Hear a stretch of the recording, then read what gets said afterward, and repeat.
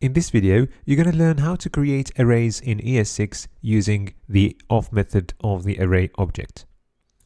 So let's try that. So let's create a variable x and store a new array inside. So you're going to create the array using the of method. Right.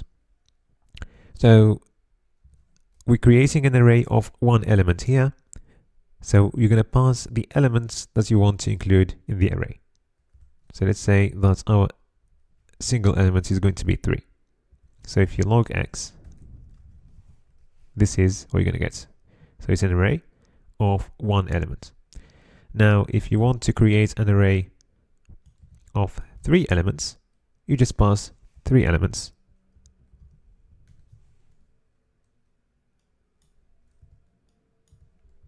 Like that. So very important, you should not mix this with the array constructor because the return values are completely different. So let's create a constant z using the array constructor. So now if you pass 3 to the array constructor, this means that you're going to be creating an array of 3 empty slots. So if you log z, you're going to get an array of 3 empty slots there.